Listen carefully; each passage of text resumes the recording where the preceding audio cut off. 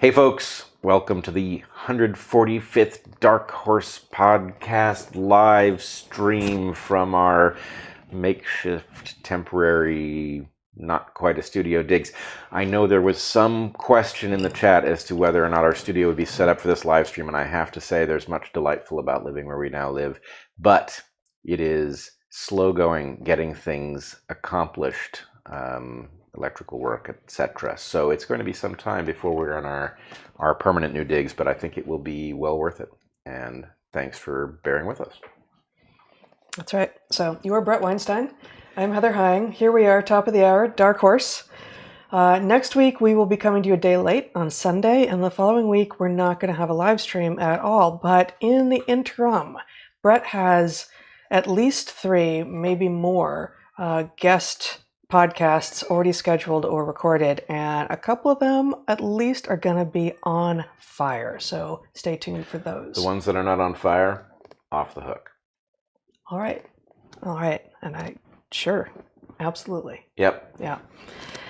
We're going to start with logistics, housekeeping, I guess. Check out our book, Hunter Gatherer's Guide. Oh, we are going to have a Q&A this week, as we usually do, after, starting 10-15 minutes after we finish this main live stream. You can ask questions starting now at darkhorsesubmissions.com.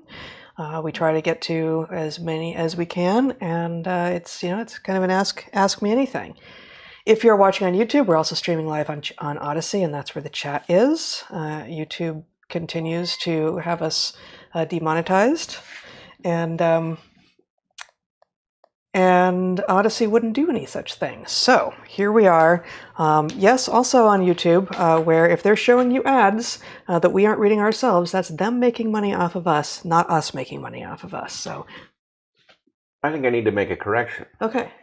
You suggested that the Q&A was an Ask Me Anything. Obviously, it's not quite that. I would say these are inquiries. They're inquiring of us, and really anything can be inquired, making it an EUA rather than an AMA.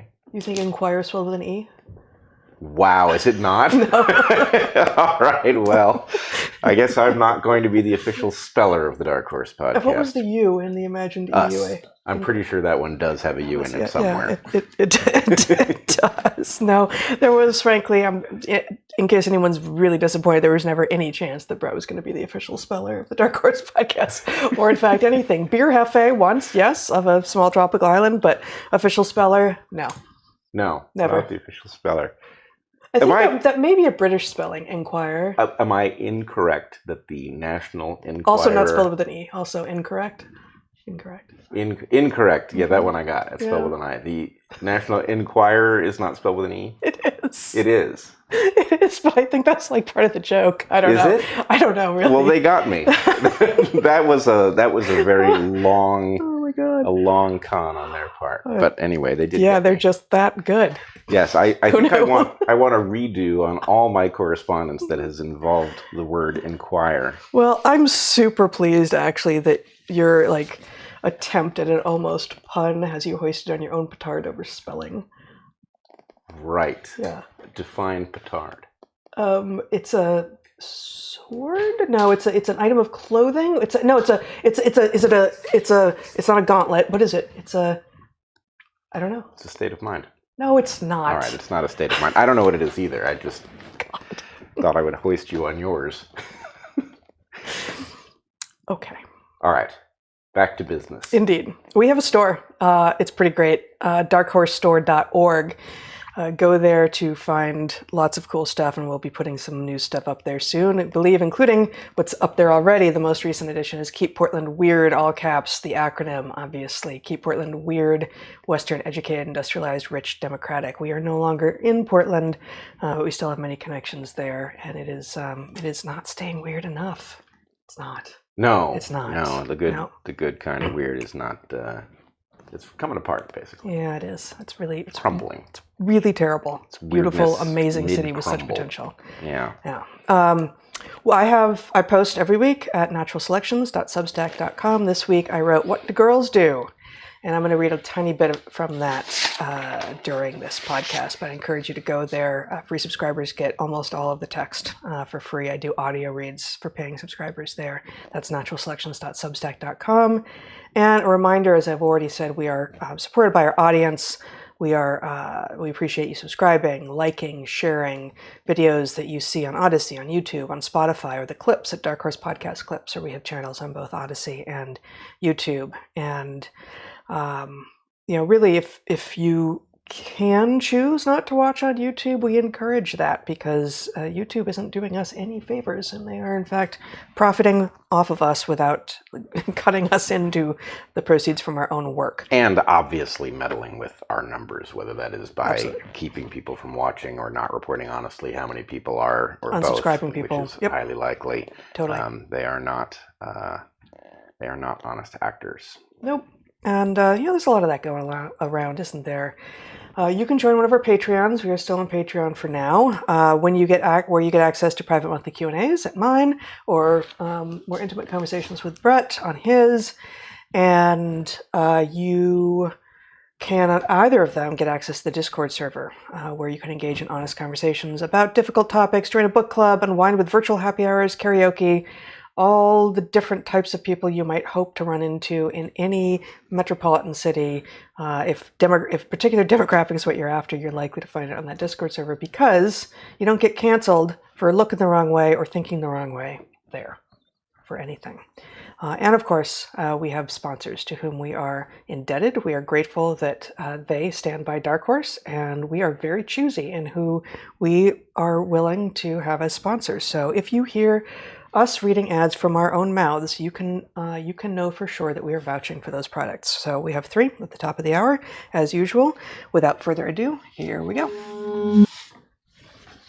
Our first sponsor this week is Relief Band, a product that can help with nausea. Under ancient circumstances, nausea was generally a useful signal that something was off. You had eaten something you shouldn't have, or were near something emanating a bad smell, itself a signal that you should not go near it. In modernity, we still need to track our bodily sensitivities. You should not always choose to simply erase discomfort like nausea whenever we feel it. That said, some modernity creates nausea that does no good at all. Travel sickness, for instance, can be agonizing, and relief would be lovely. Enter Relief Band. Relief Band is an anti-nausea wristband that has been clinically proven to relieve and prevent nausea associated with motion sickness, anxiety, migraines, chemotherapy, and more. Relief Band is 100% drug-free and can be used for as long as you need it. Developed over 20 years ago, it is the only over-the-counter wearable device that has been used in hospitals and oncology clinics to treat nausea and vomiting, and there are 0 side effects. And now they have Relief Band Sport, which is waterproof and features interchangeable bands and has an extended battery life. We asked a friend who does suffer from frequent nausea, as we do not, to try it out. Here is her testimonial. I used to have nausea on a near daily basis, from both anxiety and the need to take regular medication. Relief Band relieves my nausea in less than 3 minutes without the side effects I was experiencing from anti-nausea medication. It has entirely changed my life for the better, she says. So if you've got nausea from anxiety or car or seasickness or something else that you cannot otherwise disable, consider Relief Band. Relief Band makes a great gift for any time of year. Right now they've got an exclusive offer just for Dark Horse listeners. Go to reliefband.com and use promo code DarkHorse to receive 20% off plus free shipping and a no questions asked 30-day money-back guarantee. That's reliefband.com and use our promo code DarkHorse for 20% off plus free shipping. Our second sponsor today is Element. That's LMNT. Element is an electrolyte drink mix that has everything you need and nothing you don't. It's got a lot of salt, 1,000 milligrams of sodium, 200 milligrams of potassium, and 60 of magnesium, but it has no sugar, no coloring, no artificial ingredients, no gluten, and no fillers. Electrolytes facilitate hundreds of functions in the body, including the conduction of nerve impulses, hormonal regulation, and nutrient absorption. Element's electrolytes can help prevent and eliminate headaches, muscle cramps, and sleeplessness. We have now heard from several friends about how much they like Element, as do we, for themselves or in some cases for the physically hardworking men in their lives. They drink it every day and feel better doing so. When you sweat, the primary electrolyte lost is sodium. Athletes can lose up to 7 grams per day. Element is formulated to help anyone with their electrolyte needs and is perfectly suited to folks following a keto, low-carb, or paleo diet. Element isn't just for athletes, though. Anyone being active may find that they benefit from Element. Even drinking a few glasses of wine can leave you depleted, and Element can help. If you're feeling depleted or dehydrated, drink water and consider Element as well. Right now, Element is offering our listeners a free sample pack with any purchase. That's 8 single-serving packets free with any Element order. This is a great way to try all 8 flavors or share Element with a salty friend. I really think that should say a not yet salty friend. Yes, a not salty enough friend. Yeah. An undersalted friend. Go salt your friends. Get yours at drinkelement.com/darkhorse. This deal is only available through our link. You must go to drinklmnt.com/darkhorse. Element offers no questions asked refunds as well. Try it totally risk-free. If you don't like it, share it with that not yet salty enough friend and they will give you your money back, no questions asked. You have nothing to lose. All right. Our final sponsor this week is Allform, a company that makes terrific custom sofas for live streaming and much else. We like them so much that we have 2 of them. Heather is now going to demonstrate the proper use of the Allform sofa. For those of you who are listening on an audio-only platform, she is now demonstrating the use of the sofa, and she looks very comfortable. As does the dog. As does the dog. I don't know if I look comfortable, but I am also attempting to demonstrate proper use of the sofa. You look great, man. Well, thank you. What makes this sofa terrific? For a fraction of the cost of traditional sofas, you can customize size, layout, fabric, and color. They do armchairs and love seats all the way up to an 8-seat sectional. This is the easiest way to customize a sofa, and the quality is fantastic. Furthermore, they are beautiful and comfortable, roomy, and adaptable. Allform sofas are delivered directly to your home, free and fast, and assembly is easy. We started with one beautiful sectional Allform sofa in whiskey leather, which you can now observe. It's soft and supple and warm, unlike a lot of leather. We pile on it to watch movies some evenings. It looks gorgeous and is incredibly inviting and comfortable, a rare combination. Also, some listeners asked if Allform sofas hold up to pets. Why, yes, Maddie, they do. She didn't ask. She doesn't care. No, she really doesn't care. The leather that Allform uses is about 20% thicker than typical furniture leather, and it shows no wear, despite the fact that both cats and the dog lie on the couch many evenings. And if you prefer fabric, Allform fabrics are 3.5 times more durable than the industry standard for heavy-duty fabrics, so their fabrics are going to hold up really well with pets also. Finally, they offer a forever warranty, literally forever. Find your perfect sofa. Check out allform.com/darkhorse. Allform is offering 20% off all orders to our listeners at allform.com/darkhorse. Step up your sofa game today. Awesome. All right. We did not start at the top of the hour by talking about what we're going to talk about. No. So maybe we should just talk about what we're going to talk about rather than talking about first what we're about to be talking about. Yes, we skipped the abstract. We did. All right. We did. Allow me to begin. Sure. Is that okay? Perfect. All right. Have you seen the Jon Stewart interview of the Attorney General of Arkansas? I have not, but I do know who Jon Stewart is. Yes. Who is Jon Stewart? I was not expecting that question.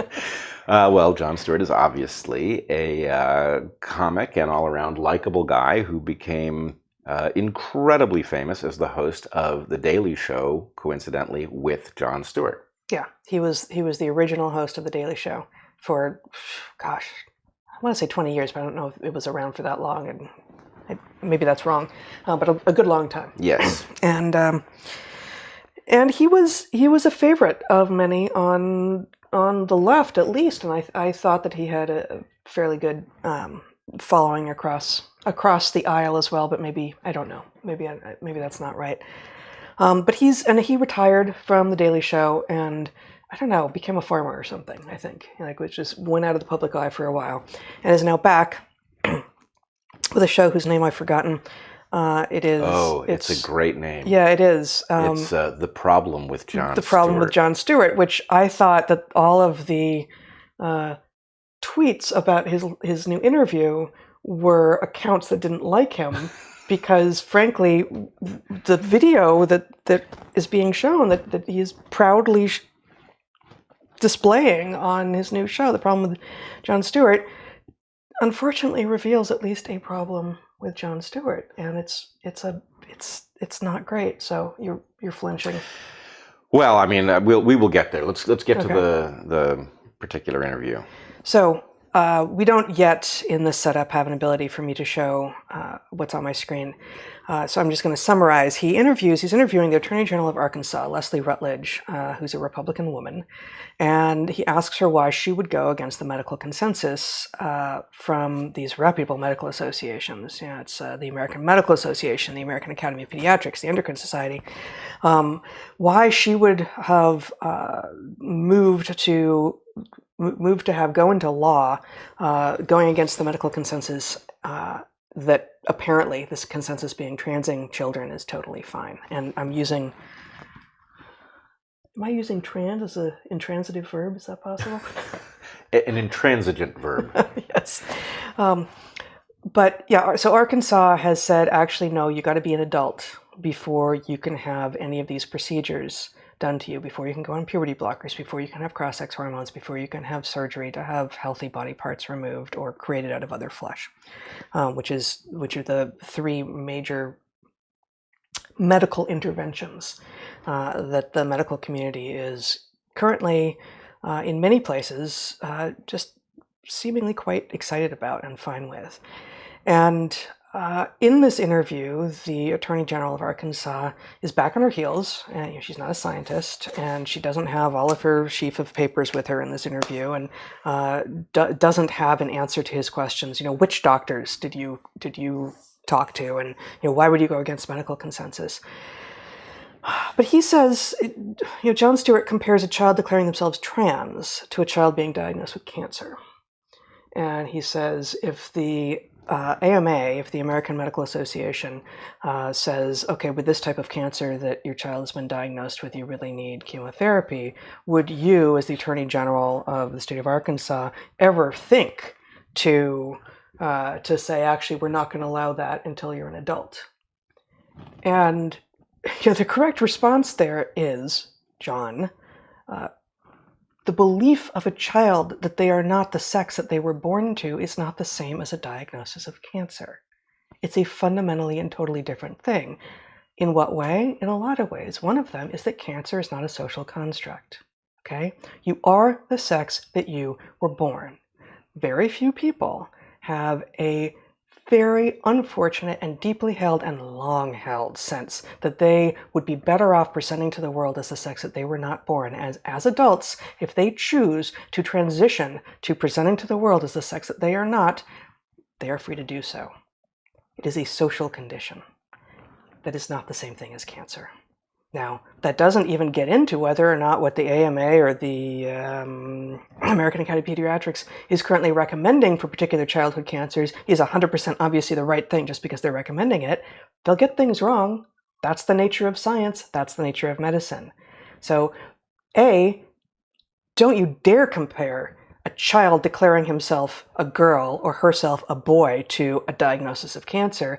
And B, the idea that authorities who have been respected and are currently making mistakes across the board are the only arbiters of truth, well, that is the error of the modern era, isn't it? It is the error of the modern era. This is exactly what we're doing. We are pretending that science doesn't exist, that authority is what exists, and authority is now a replacement for science. And that is the error that Jon Stewart makes in this interview. And I have a few more things to say, but I'm sure you want to jump in here. Yeah, well, I wanted to just point out that there are genuinely difficult questions in this neighborhood.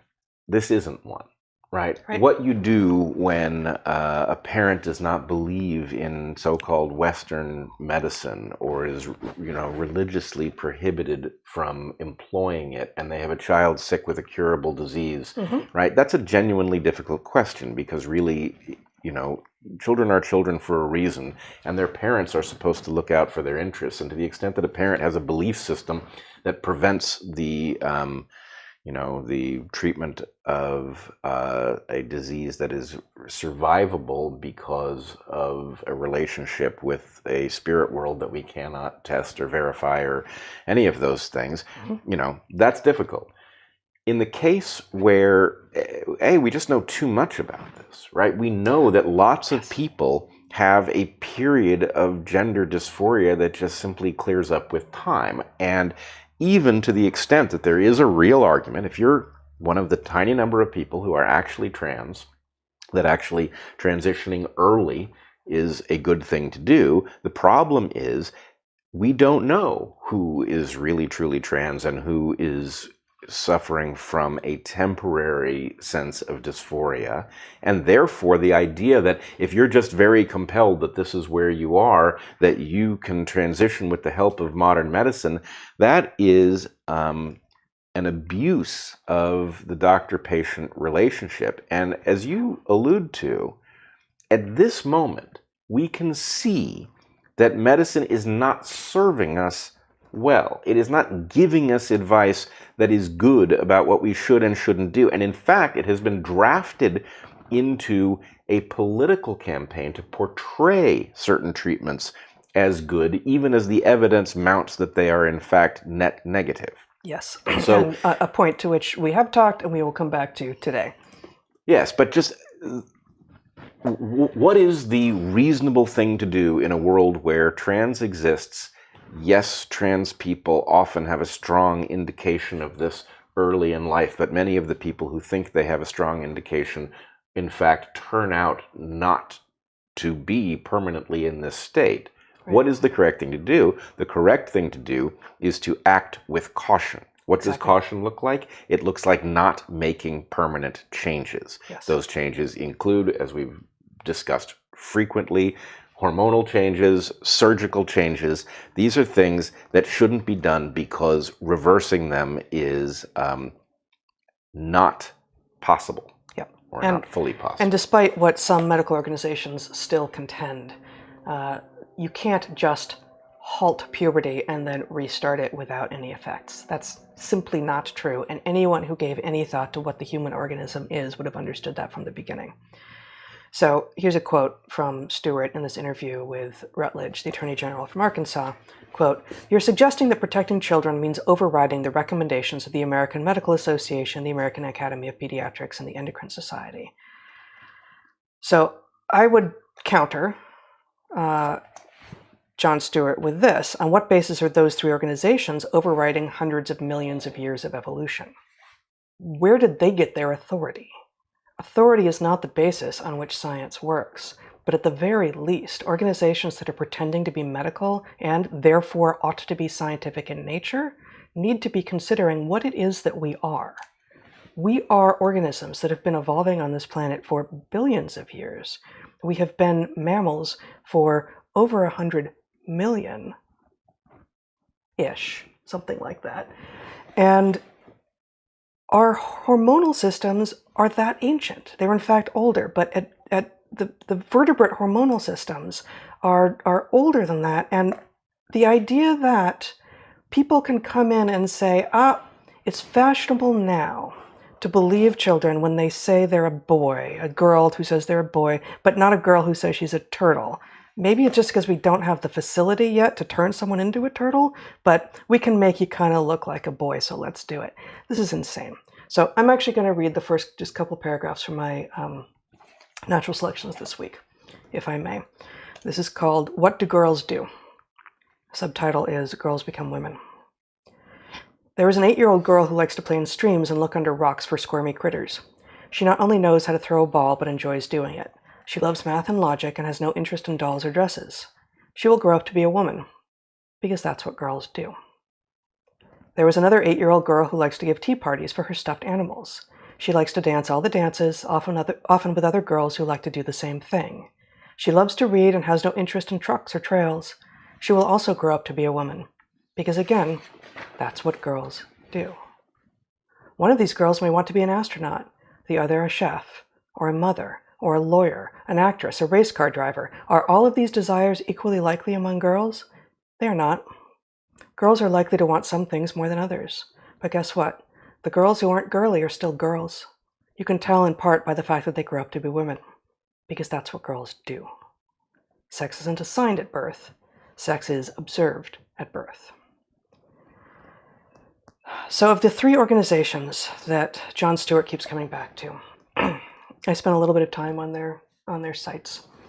The American Association of Pediatrics site seems to be in the middle of maybe trying to put a bunch of stuff behind walls, so I'm not going to spend any time there. The Endocrine Society has posted a number of things, including its 2017, quote, gender dysphoria / gender incongruence guidelines resources. And the second of two essential points that they post in this, again, I cannot show my screen, but this is, again, 2017 gender dysphoria, gender incongruence guidelines from the Endocrine Society. The second essential point that they make, what they're calling essential points, is as follows.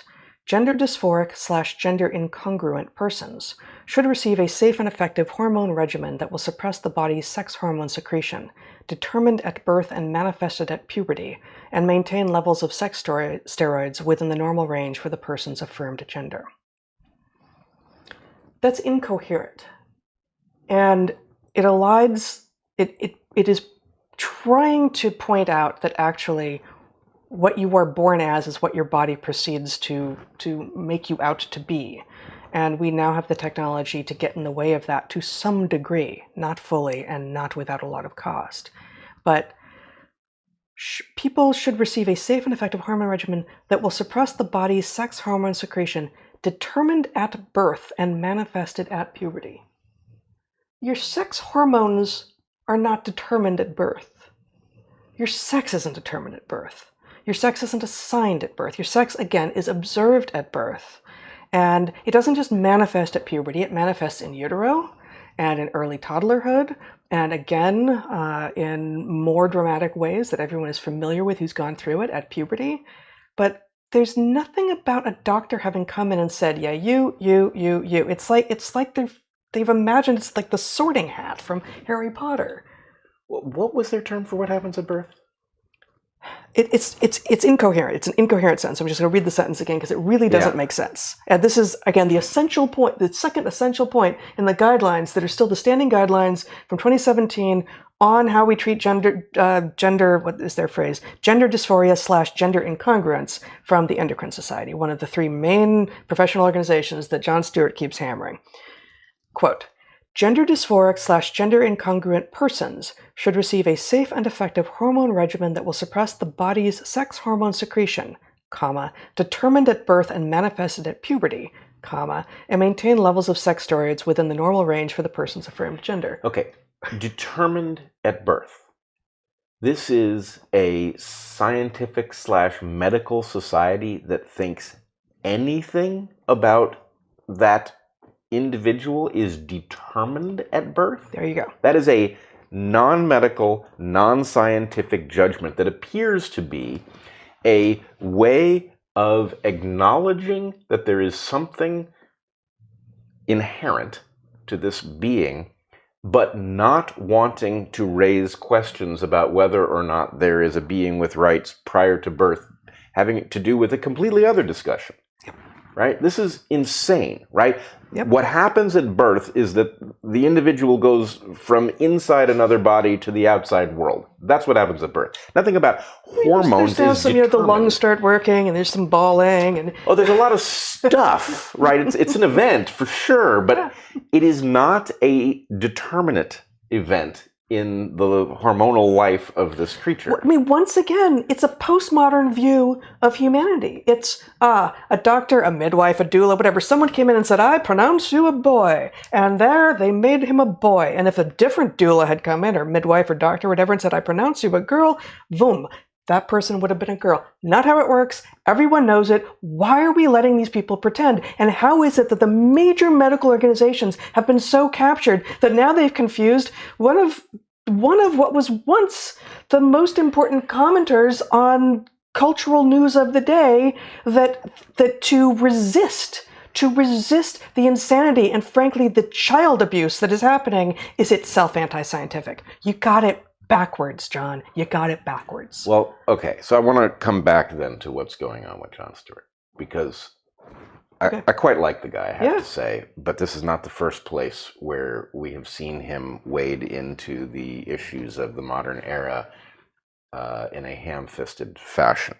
So anyway, I want to point out a couple things here.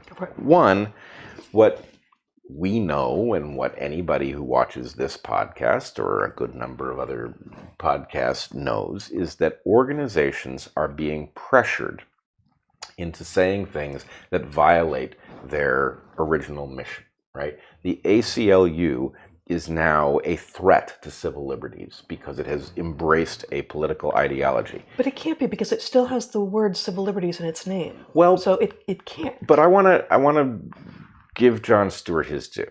Okay. There's a reason that he is what he is, which is that he's a very likable, very smart guy. Mm-hmm. My sense is he's a very likable. He's got courage. He does, and he's also earned life's equivalent of tenure, where he now is so wealthy that he doesn't really have to worry about what happens to him. He may not like it if people say nasty things about him, but they can't touch him, right? So the question is, why is he not playing a more useful role given what he is and who he is and what we all think his instincts are? Yep. And the problem is that if you have been, again, I don't know how many years he was doing The Daily Show, but if you have had a gig in which you are adored by millions and you have a great deal of control over what your show looks like, if you've had that sweet relationship with the universe, not entirely unlike the sweet relationship that we had with our teaching jobs, right? Mm-hmm. Where we got to decide what we wanted to teach, how we wanted to teach it. Nobody was in a position to tell us, differently, right? That was a pretty good deal. If you have a deal like that, and then the world has changed and it intrudes into your life, you may not understand that the ACLU has gone from one of the last fail-safes protecting civil liberties to a threat to civil liberties. Mm-hmm. Because, of course, it still has the same looking website and same acronym and all of that. So what I think is going on with Jon Stewart is he has the sense that the world that he more or less exited when he went into that sweet gig of his can't have changed that much, right? Mm. The ACLU can't be the inverse of the ACLU, right? That would be crazy.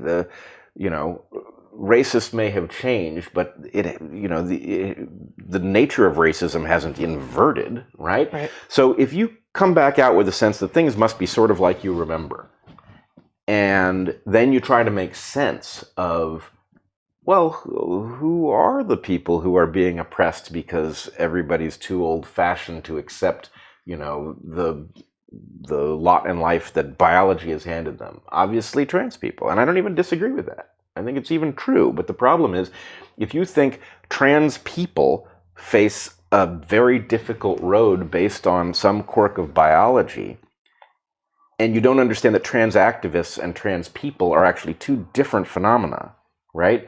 And that trans activism is now orders of magnitude more people than actual trans folks struggling with the difficulties that situation puts you in, then you think, well, all right, these people need a defense, and I'm going to come out and give that defense. And it can't be all that unclear what that defense should be. Let's just look what the medical science says. And then you end up with these medical societies, and you don't understand that they've been captured by something. And even if they know better, they can't manage to say it publicly because they'd be destroyed.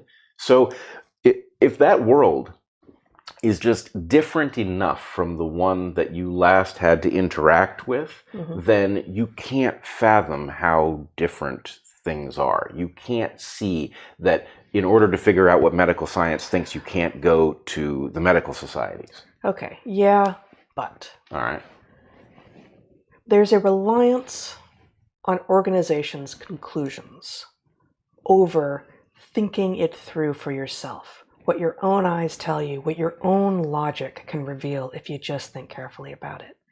That's the way of science. And that's the way that all of us, no matter what your degree is or is not, or what you call yourself, or how bad you think you were at logic or math or whatever in school, all of us have the capacity for that level of scientific instinct. I've made an observation. I'm going to see if I can falsify it. I'm going to see if I can render it untrue by anything else that I can find out in the universe. And if I can't, I'm going to continue to think that that thing is true, even if the authorities come at me with bludgeons and hammers and pitchforks. And instead, from Jon Stewart, and as we're going to see here, definitely from these organizations, including the American Medical Association, what we have is, we're sure Sorry, my computer is threatening to shut itself down. I can't take it. Can't take it anymore.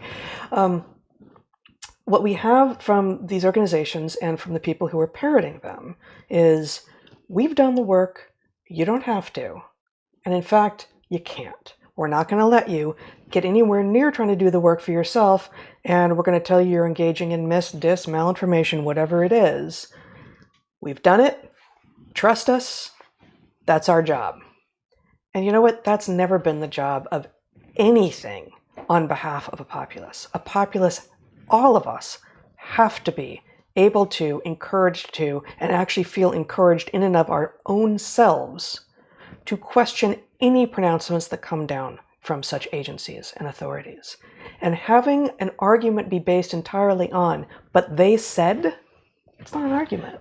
So, and he's smarter than that. Of course he is. That's my point. He's smarter than that, but he's not engaging his intellect in the right way to see it. And frankly, I don't know that he's going to see this or not. But if he does, he ought to look at what you've revealed about the claim by this society of endocrinologists that something endocrinologically important is happening at birth that couldn't have been determined 7 minutes before, right? Right. Jon Stewart knows enough biology to look at that and say, wait a minute, why is an endocrinological society claiming that birth is the moment at which your hormones are chosen? And that sentence that I read from the Endocrine Society's 2017 report, which is its most modern report that I found on their resources for gender dysphoria, they say nothing. It's like the most clear they get. Right. They don't go into anything about the sudden rise in gender and transgender identification, whether this might be a symptom, the underlying cause for which should be addressed, as opposed to, let's facilitate the fantasy that that you are something you're not. That's not what doctors are supposed to do. So, several things are true. One, there's a clue right here that something has gone on with at least this one society. And our claim will be, if you look at all of them, you're going to find the same evidence. You're going to find evidence that these folks are speaking a political truth and they are disguising it as a scientific truth. And the point is, what happened, John? Well, you had societies that, look, they were always a mixed bag, right? That's what happens when people get together and they have a certain amount of power to declare things. But what is supposed to be true of these societies is that they are supposed to be taking the information, which is scientifically generated, and the authority that they have is A, supposed to be limited, right? Authority is not how science works. And B, it is supposed to follow from what is discovered through the scientific process. What has happened is that somebody has taken the authority that was earned through scientific study and is now using that to broadcast something else. It is a wolf in sheep's clothing. Mm-hmm. It is a Trojan horse. But the point is, you cannot go to the ACLU and find out, where civil liberties are being threatened. You cannot go to the AMA and find out what the latest medical science is telling us about your well-being and how to cater to it, right? You cannot go to, the American Psychological Society and discover, what the state of gender science is. That isn't possible anymore, and nobody is saying that that's safe. The absence of functional societies that would allow us to figure out what the cutting edge was telling us, but that's nonetheless where we find ourselves. And I would offer one other piece of evidence that I hope will trigger Jon Stewart to reinvestigate his position. You and I have said frequently on DarkHorse that not only is trans a real phenomenon that a tiny number of people exhibit, but it is also an ancient phenomenon, which we know because it is seen in many different cultures. And the distinction between what is being said now, right, to have medical societies saying that what naturally follows from the needs of trans people is intervention, flies in the face of the truly trans-supportive position, which is, look, this is a real phenomenon that is long-standing and exists in many, if not all, cultures, right?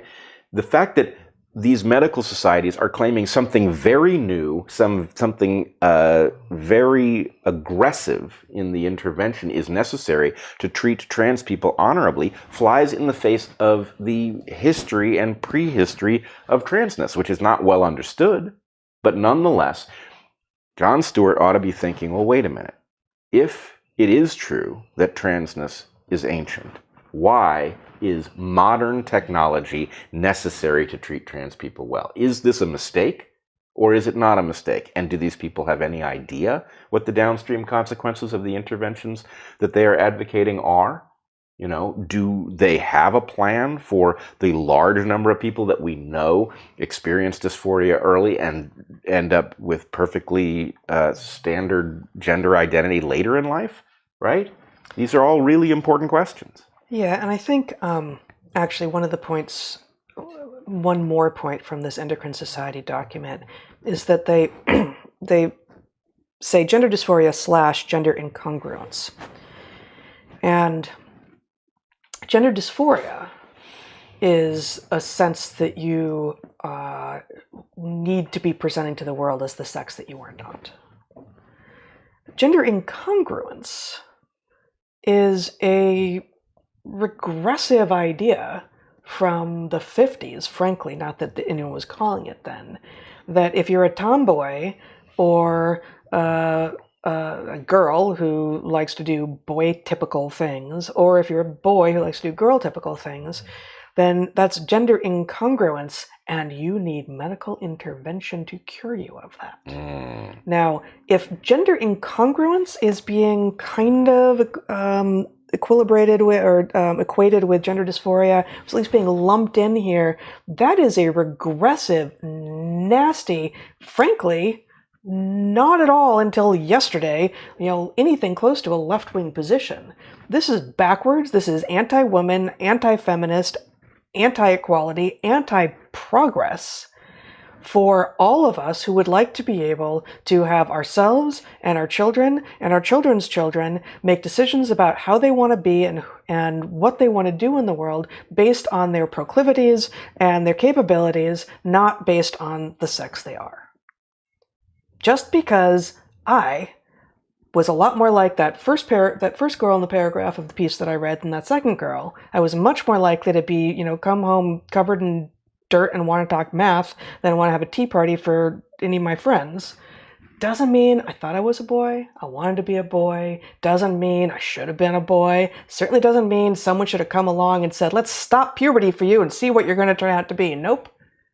Always a girl. Always going to be a girl, always going to be coming into a woman. And yes, some people who experience that do turn out to be gay.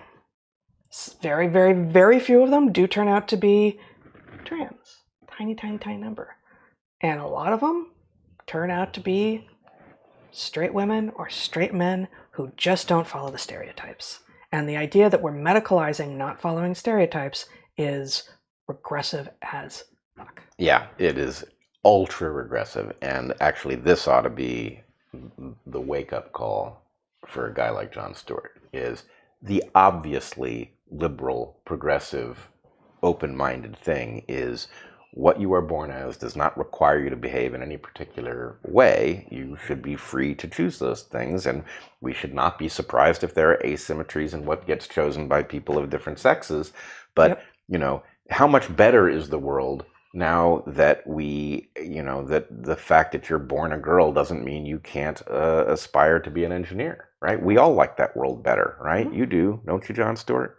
So if you like that world better, then the last thing you want to see is this, spasm of reactionary gender nonsense where, we're going to diagnose you as having a pathology that's in need of medical intervention because you manifest tendencies that didn't match the color that your parents painted the nursery that you spent your toddlerhood in or whatever. That's right. So switching slightly, but following the same line of thought, I went to look at the site for the American Medical Association, which was a treat, as you can imagine. One of the top articles. So Zach, I sent to you an email, not yet, but if you can end up seeing that link, Don't show it just now. It's going to be the next thing I want to link to, because I didn't send you this one. One of the first articles on the AMA's site, the American Medical Association. Did you send that, or you should have sent it? I don't have it. I sent it to yes. I sent it both to your and Dad's at. Okay. Yeah. So you could. I definitely don't have it. Okay, you can send me something from an email account that you would like me to send it to, and I will do that. Maybe we'll see if this can work. Let's see. Now I'm thrown by where I was. Okay, so at the near the top of the page of the AMA, we have a piece from October 5th, 3 days ago, as we're live streaming, by the president of the AMA, a guy named Jack Resnick Jr., MD. And the title of this piece is "Turning the Tide Against Medical Disinformation Will Take All of Us." I'm going to read you a couple bits from this. Countering anti-science aggression. Make no mistake, the health of our patients is put at risk by coordinated, well-resourced efforts to mislead the public about medicine and science. This anti-science aggression, as some have called it, not only undermined confidence in the COVID-19 vaccines, but it has also been used to widen existing divisions on far-ranging issues such as access to safe reproductive care, achieving health equity, and discrimination against transgender patients. Anti-science aggression. Undermined confidence in the COVID vaccines. Yes. Yes. What undermined confidence in the COVID vaccines is that they suck. Yeah, it was actually the COVID-19 vaccines that undermined the confidence. And the nonsense that was said about them ahead of time, which created... Which was the actual misinformation. The actual misinformation. Yes. It's okay, unbelievable. So there's that. Okay. Yeah. We know we can, this again from the relatively new president of the AMA, the American Medical Association. We know we can fight disinformation while protecting our cherished First Amendment principles. We have no interest in policing the open debate of ideas that has been the cornerstone of scientific advancement. But scientific discourse does not include spreading dangerous, known falsehoods that harm the public health with the intent to deceive. We are disheartened that a very small number of physicians and health professionals have been among the loudest purveyors of false health information about COVID. That's why the AMA has called on state medical boards and specialty accreditation boards to respond swiftly when physicians spread disinformation violating the ethics of our profession. Yeah. Yeah, exactly. Exactly. No, that is incredible. I thought so.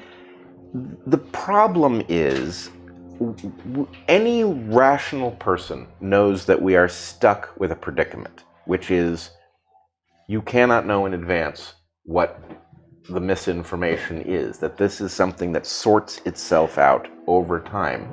Can they hear themselves? I don't... It's hard to render you speechless. It's hard. Well, Yeah.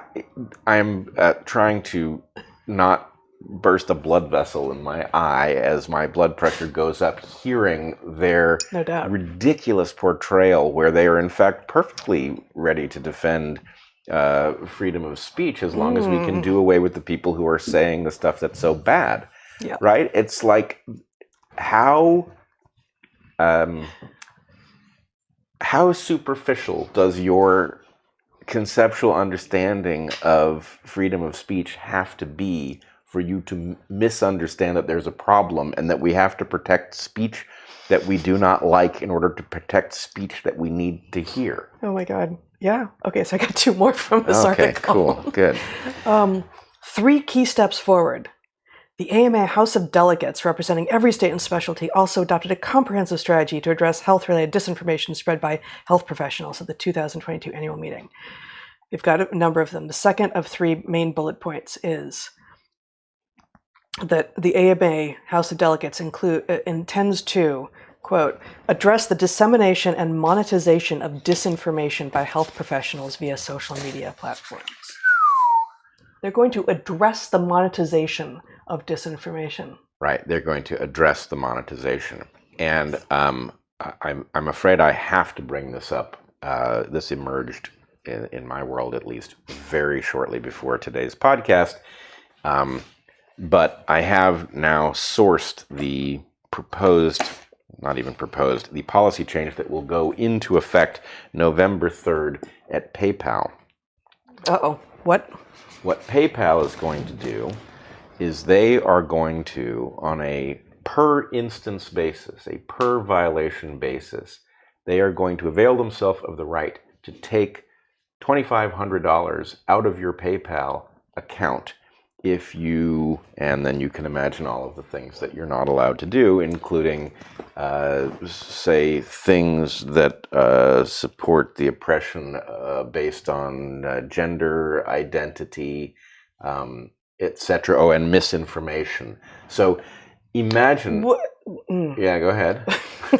That's kind of all I got. PayPal isn't a platform that people put their voices onto. PayPal is a payment platform. So, do you remember when Sargon of Akkad got deplatformed by Patreon? This would have been like end of 2018, maybe? Yes, I do. Okay, on the basis of things. On the basis of things he said in like a private video on YouTube that had nothing to do with Patreon. Absolutely. I think I got that right. Yep. Okay, so, and it doesn't matter what he was saying. Doesn't matter. I don't even remember at this point, right? Doesn't matter. Patreon shut down his Patreon account because he said something over there. Yep. That they didn't like. PayPal isn't actually even a media company. So any time you say anything in your world that they decide they don't like, they could fine you $2,500? Well, I tried to suss this out because I agree it's conspicuous that it isn't even like Patreon, where you could say something on Patreon or on some thing that you were funding through Patreon, right, where Patreon could convince itself that it had a right to do such a thing. Mm-hmm. PayPal, I think, does not even have a place. There's not a community that they could be discussing. So it must be your larger social media life that they are intending to police by, and, of course, as is always the case in these overreaches, authoritarian overreaches by these platforms, what is written is ambiguous. And it would be one thing if there were a mechanism to adjudicate whether you had, in fact, or had not, in fact, violated their rule, and whether, in fact, their rule was clear enough to even follow it if that's what you intended to do, right? There is no venue. And so what that effectively... Well, if you weren't doing anything wrong, I'm sure you wouldn't have gotten fined. Well, here's the problem, is that all of these policies pretend to be indifferent to who you are, and they are exactly the opposite. Right. This policy totally will be wielded against people with certain beliefs, and it will not be wielded against people with other beliefs. And in this case, it has financial teeth, as Helen... That's huge. So it was Ian Michael Chong... Miles Chong, who alerted us to this on Twitter today, and I only briefly looked at what he had pointed to, and then Helen Dale responded to him and asked, does that mean that if there's nothing in your PayPal account that they could go to your bank accounts, which are connected? Now, I honestly think that is not spelled out in this document. It's not clear one way or the other. But we even have to worry about interacting with PayPal even beyond what might be in our PayPal accounts, because they do have these agreements that we've signed up for to link our accounts to other accounts that we might have. And so if if in a podcast that PayPal decides it has the right to police, you've said 11 things that it sees as violations, how much of your wealth are they allowed to drain? And where do you get to challenge this? It's some company that you've clicked OK on its terms of service. So this is absolutely a declaration of war, right? And I would also point out that if the world worked anything like it is supposed to work, PayPal would be bending over backwards to be indifferent to what the people who use its service say or think. Right? It is a for-profit corporation. Its interests involve getting as many people to use its service as much as possible, right? That's what's in the interest of its shareholders. Not becoming the nanny corporation that's going to go and search what you say to figure out if you're violating its terms of service, right? That is an aggressive... That's a very interesting... That's a sort of an interesting turnaround, because part of why we find ourselves in the predicament we find ourselves in society-wide is that people mistake, oh, it's a pharmaceutical company, it must be interested in your health. They mistake like the type of organization it is for actually what its fiscal responsibility is. And like, no, their fiscal responsibility is actually to make more money for their shareholders. And you are arguing that, in like a reversal here, that PayPal is actually failing in its fiscal responsibility if it is going to start going after some considerable fraction of its normal audience. And customer base. I honestly don't know what to make of this, but we see business after business cannibalizing its core competency over political ideology. Yeah. It is bizarre as hell, right? Twitter, even if Twitter has deeply held beliefs, Twitter as a business should be absolutely interested in getting everybody to use the service independent of what it is they're trying to say. You wouldn't expect a company that makes paper to suddenly start trying to nanny who can buy it to write what on it. You would imagine that company would be exactly the opposite, that they would be trying to ignore all of the despicable things that are being written on the paper that they produce so they can sell more of it, right? Why are these businesses going after their core competencies? Why are they throwing off users who actually represent revenue, right? Why is this happening across multiple industries now? Yeah. Right? It's a genuine mystery.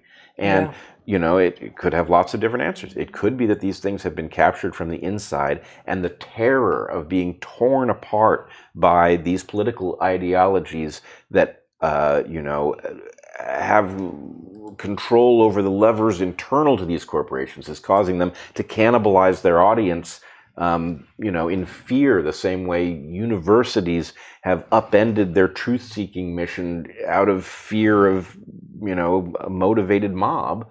That's possible. It's also possible it's something else. Yeah, it is. Wow, I'm thrown. That's huge. Thank goodness it isn't November 3rd, because this policy doesn't go into effect until then. So yeah, small favors. Okay. Gives us time to find an alternative to PayPal, I guess. Wow. Okay. One more quote from this this letter from the president of the American Medical Association, published on October 5th, the headline of which is "Turning the Tide Against Medical Disinformation Will Take All of Us." Zach, at this point, have you received that link from me or not? Now you just... Okay, so be prepared, not just yet, but almost. So here's a paragraph from a little bit earlier. I can show a picture of it. Okay, just not yet. Okay. This is Dr. Resnick, the president of the AMA, writing, "I recently participated in an annual fact-checking festival." Let me just read that again. "I recently participated in an annual fact-checking festival hosted by media organizations Pointer and PolitiFact called the United Facts of America, where I explained the impact of unchecked medical misinformation to a diverse audience of journalists, policymakers, and pundits, and also the responsibility physicians have in policing it." Okay. An annual fact-checking festival. So we're going to talk about festivals, actually, because this got me thinking again about festivals and what they are and are not. And fact-checking and festival don't go together. Fact. But I recently went to an accounting festival. Oh my God. Conference. You could call it a conference. A conference. We have a word for that. A fact-checking festival. Okay, now, Zach, if you would show... Give it a second. Okay, well, I'm going to read from the site that I am now at, the United Facts of America, a festival of fact-checking. It was on May 10th through 13th, and the headline is... Join us, or the subheadline, join us live on May 10th through 13th for a virtual festival of fact-checking with Dr. Anthony Fauci. Wow. There it is. Wow. And one more, They have the ticket prices, the VIP experience. Members of PolitiFact's Truth Squad are offered discounted tickets. Is that a fact? Yeah, that's the United Facts of America. How could it not be a fact? So I think we're not. I will link to this in the show notes and all of these things, and you Wait, too. this is not a joke? It's not a joke. It's not a joke? It is not a joke. It happened. The now president of the AMA is pointing to this with glee in his op-ed, his whatever it is, letter from 3 days ago. Get tickets now to access 4 days of forward-thinking conversation about the role of fact in our lives. This virtual festival even, wow. This virtual festival is for everyone interested in fact-based expression, civic engagement, and the role of facts in a free society. Come celebrate facts with us. Oh, and Anthony Fauci is the fact czar. That's... He's factsy, that's for sure. Oh my goodness. Yeah. This sent me down a little bit of a rabbit hole. I got no resolution, so I'm not going to spend much time on this, but over 10 hours of virtual program, you'll hear from expert fact checkers from PolitiFact, the Washington Post, and factcheck.org. I'm just like, do you go to school to become an expert fact checker? What defines expertise in fact checking? How do you do that? I get no resolution, actually. Google failed me. I spent, not a long time, but 20 minutes. Like, okay, what makes an expert fact checker an expert or a fact checker? In fact, my very first Substack, I went after PolitiFact for being Facebook's arm of misinformation, frankly. But this phrase now is showing up all over the place. Expert fact checker, expert fact checker, expert. Says who? This is very much like Jon Stewart saying, well, the AMA says. Well, and the president of the AMA went to this virtual festival of fact-checking where Fauci was, so we know that's all good. I have the solution. Do you? Good, I do. Because No, I don't. I got it. All right, here it is. Yeah. The solution is proper spelling, and it works like this. Do you remember back where the concept... You remember how we started the show, right? Oh, yeah. Okay. I'm trying to... redeem yourself. Redeem myself. Yeah. In the redeem... REDEAM. But it's close. It's okay. Everyone knows what you mean. Well, I feel my job is done here. No, here it is. Do you remember back in, I don't know, was it the 90s? Oh, God. When the term fat speciated, and there was the traditional fat, F-A-T, and then there was P-H-A-T. I've never thought of it as speciating before, but yes, sure. It was perhaps clatogenesis, right. Sure, okay. It is time we now, the gap straddled by the concept of fact is so large that it must now... Fact now, not fat. Yeah. Fact. Yes. Yes, we now need fact. P-H-A-C-T. Yes, exactly. That's these fact checkers, P-H-A-C-T. Festival of facts. Of facts, exactly. And now, if that's true, if we can define these things based on whether or not you were accused of being F-A-T or P-H-E-T. A-T. Yeah. I actually know that one. Yeah, you caught that one. Yeah.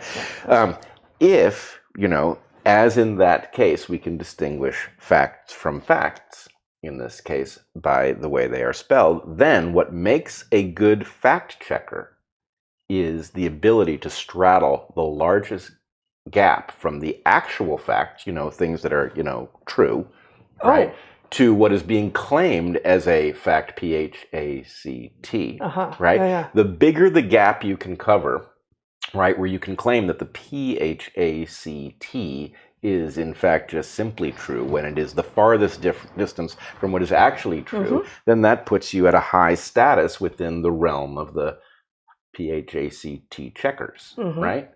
And you probably get invited to all the PH-estivals.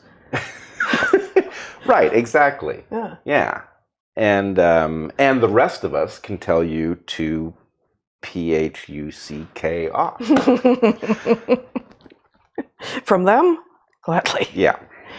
Okay. This is perfect because I think we also now need Phestival, Phestival, that they had a fact-checking festival, which in fact had no relationship to, as far as I can tell, facts or presumably festivities in any way. And I have been wanting for several weeks to come back to Barbara Ehrenreich, who died in the very beginning of September, as we were sort of mid-move, and I couldn't find my copy of one of her excellent books, Dancing in the Streets, at that time. So we just spent a little bit of time talking about her. And this is perfect, because Dancing in the Streets, A History of Collective Joy. It's a 2006 book. It's a book that I actually used in some of my curriculum when I was teaching with a linguist. We were teaching both animal and human communication. And Ehrenreich, much missed. So we mentioned her in Livestream 140, and then also a year before that in Livestream 95. As it turns out, but I want to share two excerpts from this book, Dancing in the Streets, beginning just the very beginning of chapter 1, in which she effectively defends the idea of festival, of actual festival.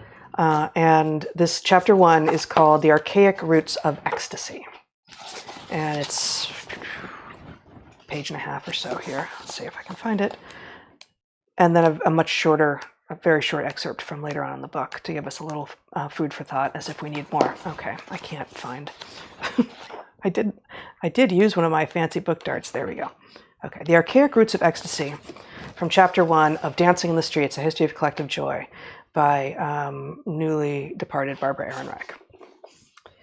Go back 10,000 years and you will find humans toiling away at the many mundane activities required for survival: hunting, food gathering, making weapons and garments, beginning to experiment with agriculture. But if you land on the right moonlit night or seasonal turning point, you might also find them engaged in what seems by comparison to be a gratuitous waste of energy, dancing in lines or circles, sometimes wearing masks or what appear to be costumes, often waving branches or sticks. Most likely both sexes would be dancing, each in its separate line or circle. Their faces and bodies might be painted with red ochre, or so archaeologists guess from the widespread presence of that colored ore in the sites of human settlements. The scene, in other words, might not be too different from the savage rituals encountered by 19th century Westerners among native peoples of the world. We can infer these scenes from prehistoric rock art depicting dancing figures, which has been discovered at sites in Africa, India, Australia, Italy, Turkey, Israel, Iran, and Egypt, among other places. Whatever else they did, our distant ancestors seem to find plenty of time for the kinds of activities the anthropologist Victor Turner described as liminal, or peripheral to the main business of life. Festive dancing was not a rare or incidental subject for prehistoric artists. The Israeli archaeologist Yosef Garfinkel asserts that dancing scenes, quote, were a most popular, indeed almost the only subject used to describe interaction between people in the Neolithic and Chalcolithic periods. When such danced rituals originated is not known, but there is evidence they may go back well into the Paleolithic era or Stone Age. At one recently discovered site in England, drawings on the ceiling of a cave show conga lines of female dancers, along with drawings of animals like bison and ibex, which are known to have become extinct in England 10,000 years ago. So, well before people had a written language, and possibly before they took up a settled lifestyle, they danced and understood dancing as an activity important enough to record on stone. It is not easy to read the excitement of a danced ritual into prehistoric drawings. The figures are highly stylized. Many of those catalogued by Garfinkel are little more than stick figures or silhouettes. Few possess facial features or anything like a facial expression. Even the identification of them as dancers takes some interpretive work. The figures have to be using their limbs in ways not associated with normal activities, holding their arms up, holding hands in a circle, raising their legs, or leaping, for example. Yet even in these crude two-dimensional depictions, some of the recognizable ingredients of more recent festive traditions shine through. Masking and costuming, for example. Some of the male figures wear masks in the form of animal heads or abstract designs. Other dancers wear what archaeologists interpret as costumes, such as leopard skins. In the clearest sign of motion and possibly excitement, some of the figures have long, flowing hair standing up from their heads as if they are moving rapidly and tossing their heads to some long, silenced drumbeat. Clearly, danced rituals did not seem like a waste of energy to prehistoric peoples. They took the time to fashion masks and costumes. They wantonly expended calories in the execution of the dance. They preferred to record these scenes over any other group activity. Thus, anthropologist Victor Turner's consignment of danced ritual to an occasional, marginal, or liminal status seems especially unwarranted in the prehistoric case, and more representative of the production-oriented mentality of our own industrial age than of prehistoric priorities. Surely this people knew hardship and were often threatened by food shortages, disease, and wild animals. But ritual, of a danced and possibly ecstatic nature, was central to their lives. Perhaps only because our own lives, so much easier in many ways, are also so constrained by the imperative to work. We have to wonder why. Fantastic. Yeah, she's she's brilliant, and the whole I recommend the whole book as a history of sort of ecstatic ritual and festival, and would say embodied engagement with other individuals in real time and space is festival. Put virtual in front of it, and it's no festival. Put fact-checking in front of it, and you're really far afield. And you can use words any way you want, because the First Amendment does guarantee us that, but it doesn't mean what you think it does. Yeah. It really doesn't. So later in the book, halfway through or so, she builds a compelling argument, and it's not one that she is certain of, and she quotes various historians, but posits as a real possibility that apparently there's a fair amount of historical evidence for a rise in what we now understand to be depression, but what would have been called melancholia in early modern times, in like the Middle Ages and even the Renaissance. And she posits that the rise in melancholia, the rise in depression, may be connected to the disappearance of traditional festivities, specifically festival. And she points to various historians' discussion of the rise of subjectivity and the discovery of the inner self. And she summarizes several concrete changes that occurred in the early modern period, first among the upper middle class, because these were things that took some money, and then and then, of course, came into all of our worlds and helped create this modern idea of the individual as a walled fortress, which answers neither to others nor to the laws of nature, that latter bit being my addition. So here's what she says. There's historical evidence of shifts in the early modern period. Mirrors in which to examine oneself became popular among those who could afford them, along with self-portraits. Rembrandt painted over 50 of them. And autobiographies in which to revise and elaborate the image that one has projected to others. In bourgeois homes, public spaces that guests may enter are differentiated for the first time from the private spaces, bedrooms for example, in which one may retire to let down one's guard and truly be oneself. More decorous forms of entertainment, plays and operas, requiring people to remain immobilized, each in his or her separate seat, began to provide an alternative to the promiscuously interactive and physically engaging pleasures of carnival. Wow. Yeah, that's so she's got really mirrors, important point. Self-portraits, autobiographies, the separation of public from private spaces within your own structure, and a movement from entertainment in which you are physically embodied and moving and interacting to one in which you are mostly still and receptive. So there are really two things in there, as I see it. Okay. One is a sort of precursor to the obsession with image that Yes. social media then brings. Yes, Right? This very sort much of so. sense of your public self and your private self Yes. being potentially very, very different. And that to me ties back to the transgender stuff. That we have people who are so concerned with their sense of self that what they actually are takes a backseat.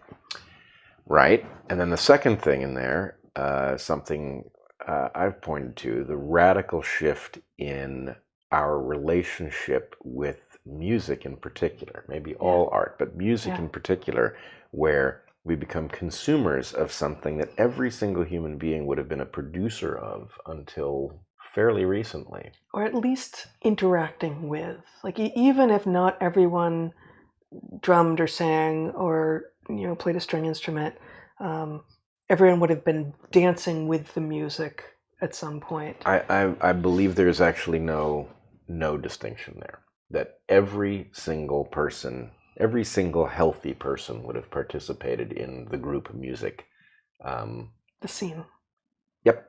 Singing, dancing, otherwise keeping time. And the idea of, we're very compelled by music, right? It drives us. We want it, but we want to consume it. It's somebody else's product, and it's foreign to us, and some of us can't produce it, right? Yeah. It's a very odd relationship, and it's a new one. So anyway, I don't see them as exactly the same thing, but I do think she's pointing to a radical change in our relationship to the entire realm and it's a really subtle and important point. And can you imagine someone at Carnival, which we have interacted with some in Ecuador and I in Panama as well, or one of these older rites from, say, Greece, which became ecstatic in the original sense of the word.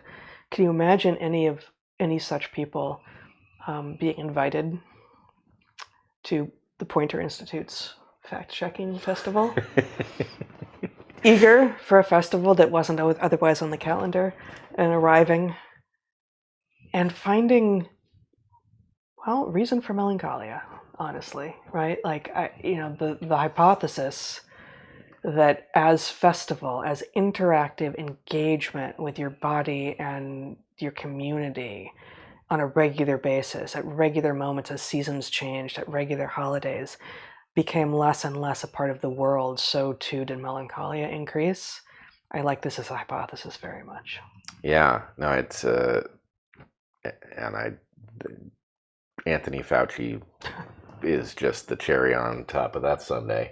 I mean, the idea that at a fact-checking festival, a guy who has literally out loud said and then not been horrified that he made some sort of error, that to contradict him is to contradict science. I mean... Yep, I am science.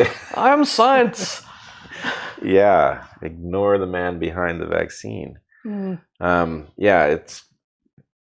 Well, I don't know. Words used to mean something. It was cool when they did because you could use them for stuff, but... Here's to a re-upping of Real Festival. All right, yeah. And the president of the AMA referring delightedly to this virtual fact-checking festival suggests that he may not really know what either festivals or facts are. That's it. Yeah, that's mind-blowing. I cannot believe that that's not a joke. It's not. It's not. It's all right. Yep. If it turns out to be a joke, we will have to accept that they got us good. Yes, and great. Please make it have been a joke. On the other hand, guys, it supposedly happened in May, and I imagine some people were there who can vouch for the fact that it's not even there, though. It's virtual. So I imagine a bunch of people were sitting in front of their screens feeling super festive about this whole thing. Oh, so festive. So festive. But I have to say, in an era of PHACTS, what does it mean that it happened at some moment and is now over, right? Or that it was virtual, right? It can change. It can be anything it needs to have been. Yeah, it was virtual, and now it's... And now it wasn't virtual, right? Oh, I see your point. Yeah, I mean, let's put it this way: it is a festival of safety and effectiveness in the truest. Is there some other way to spell true? TRUST. TROO. How about TROOST sense of that term? Yeah, the truest. Truest. Exactly. Yeah, Zach is not pleased with us on that one. Oh, I like this tremendously. Okay. Okay. Did you want to talk about either cars or yeah, I had two things. We could save one of them. We've been going quite a while. It's two. We started almost on time. Let's start with the. 20 minutes. Okay. Let's start with the observation I wanted to make. And actually, my friend Jared Strout, who I was very close with in high school, deserves a shout out here because, anyway, what this is, I don't know what's coming now, is a discussion of a life hack. It is one that I think our listeners ought to consider at least before rejecting. And it works like this. My friend Jared used to love in the winter. Now, mind you, you were in LA. We grew up in LA, so the winter was less brutal than. I don't know what's coming, but.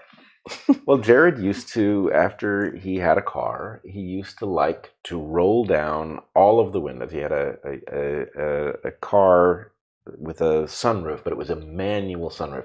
And he used to vigorously open the manual sunroof and roll down all the windows. I think they might have been He manned it down. He manned the windows down and the sunroof open and would drive around with the heat on, which was odd.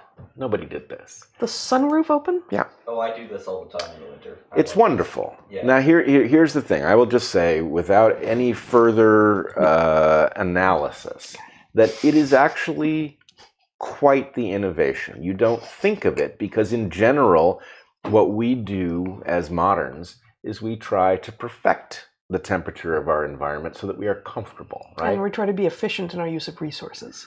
Yes, although I would point out that the heat in your car is free, or very close to it. So this is an important point. Explain that further. So the point is that your car generates too much heat. That this is ridiculously wasteful. Even if it was wasteful, I'd still be an advocate for it. Okay, but it's not nearly as wasteful, at least in a gas car. Yeah, and that's true. The logic of this does invert a little bit in a electric car, but electric cars are so marvelously efficient anyway. But the point is that the heat is just recovered from what is being generated by the engine. Right, the engine is generating far too much heat for anybody's good all the time, and even in LA.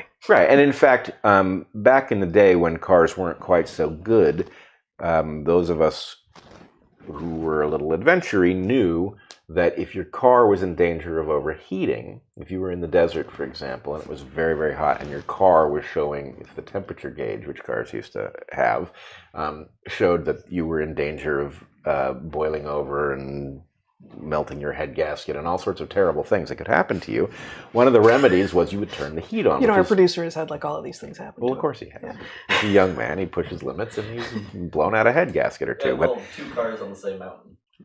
That mountain is probably trying to tell you something. But in any case, the point is, it is not your instinct in a hot car in danger of overheating to turn the heat on, but it's exactly what you should do because it effectively adds a second radiator to the vehicle. It blows the heat into the car, which is not fun. But in the winter, you might want to open your windows in that case. Right, in that case, you definitely want to open your windows. But in the winter, opening your windows and your sunroof, if you've got one, and turning on the heat, just at the level of the experience, actually is quite interesting. Right? It creates a kind of swirling mixture of hot and cold that is very invigorating. And anyway, it's something I've been doing for some time.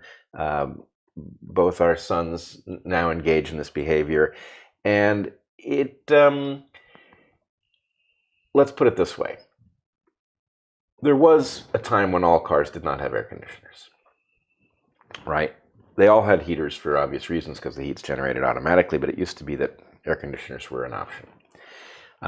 Now that air conditioners are effectively on every new car, at least in the US, people in general, if you watch people driving around, they almost always have their windows up, right? You drive around in this sealed box and you get the temperature to be as you like it. And you do so without thinking about the possibility that you have a choice and that maybe what you actually want is a higher variance experience.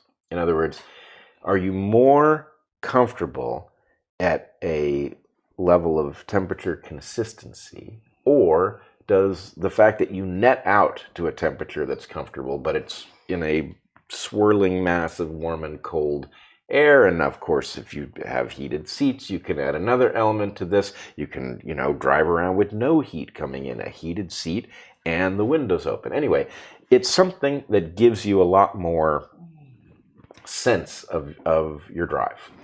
So I have two reasons that this is not all that appealing to me. Yep. One is that I have long hair. Right. And you talk about the swirling mass of cold and warm air. Well, your hair stays more or less in place, and you talk about it, showing signs of having been in such a car afterwards, but it never ends up restricting your vision or getting tangled into knots. Right. Yeah. So our producer who has not had a haircut in a long time, but does not have hair the length of mine, No, but has something to there's say. always a combination of windows that you can have open that leaves your hair perfectly in place. But it may be front left and back right. You have to You do have to. whatever car So and what? whatever environment. What Zach It is does saying. not. It does not. It does not allow you to retain the hair that you walked into the car with, Look, still having at the other end. I'm not arguing. The other second point Yeah. is sound, is noise. Well, I was going to get there. And maybe if you're listening to music, you can just crank it up, and you're not going to get some of the treble bits so much.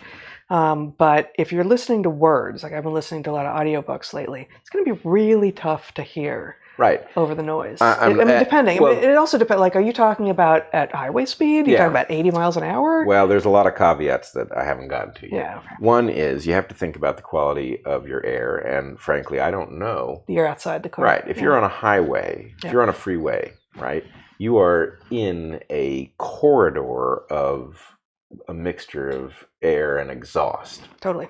How good for you is it to have the windows open? I don't know, because if your windows aren't open but your vents are open, it may be that you're breathing the same stuff, right? Or it may be that there's some rate at which your air in the car goes bad as you get on the highway. I don't know what those considerations are, but they're certainly worth thinking about. If you are on a lonely country road, it's a very different phenomenon. As far as sound goes, I think there's even a worse caveat. Not only does it get in the road from the point of view of listening to whatever you're listening to, but it may be a danger to your hearing.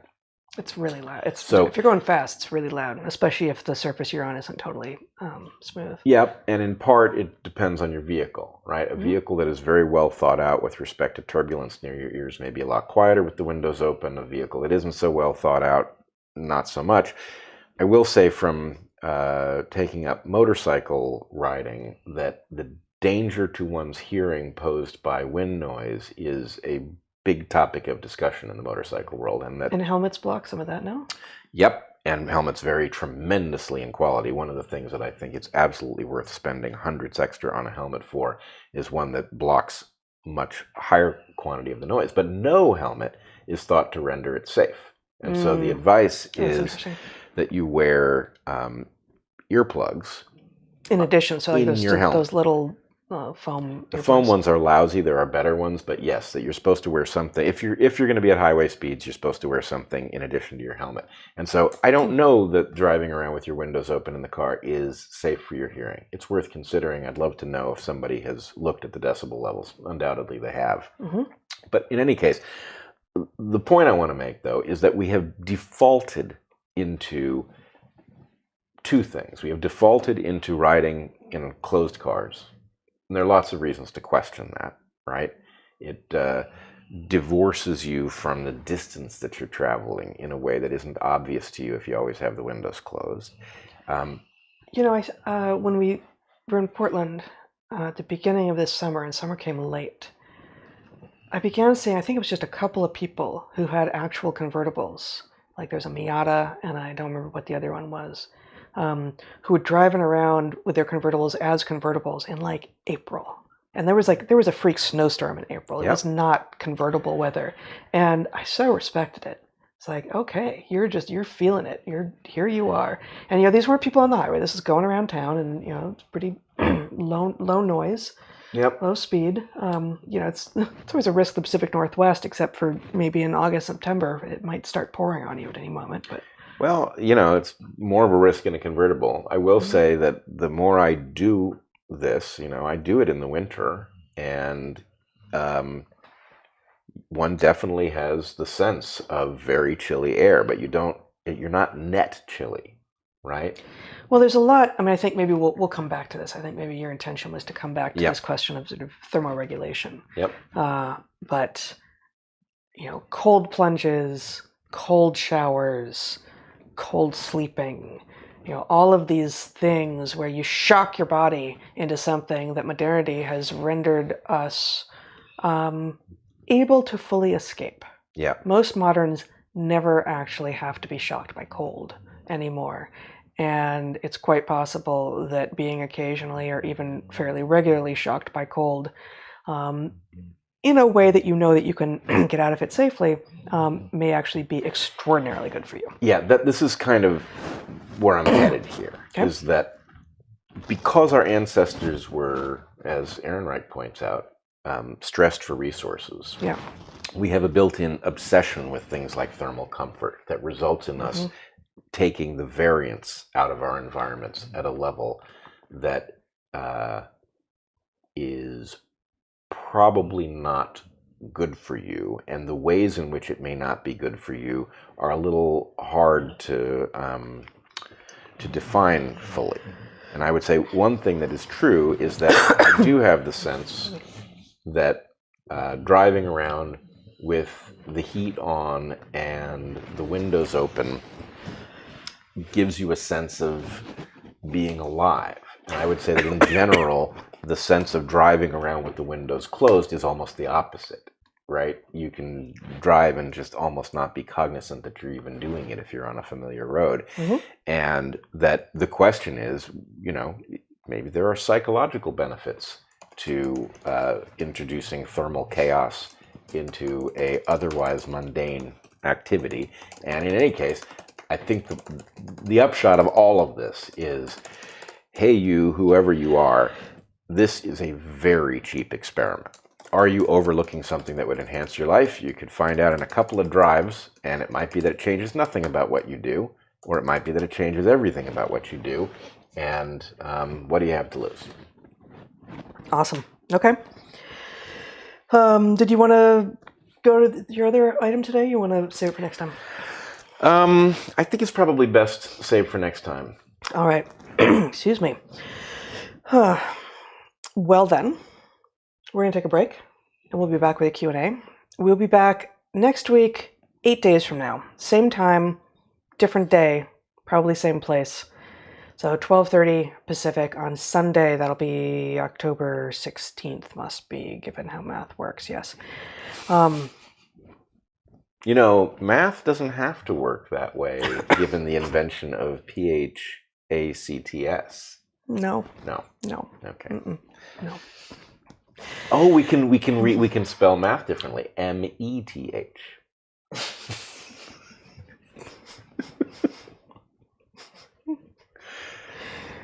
Oh, all right. I went too far. No. I'm aware that I did. No, it's fine. Okay. I mean, I feel like the world forced you to it. Thank you. Yes, the world did force me to it. I don't know if it forced you to that particular one, but in general, I'd like to think it did. I will feel better about it if that's what happened. Okay. So we're going to take a break. We'll be back. Ask your questions at darkhorsesubmissions.com. Any logistical questions you have, you can send to darkHorseModerator@gmail.com. You can find us on our Patreons. Boy, I feel like there was something else I was supposed to say at the end of the hour here, but I've forgotten. So until next time, be good to the ones you love, eat good food, and get outside. Be well, everyone.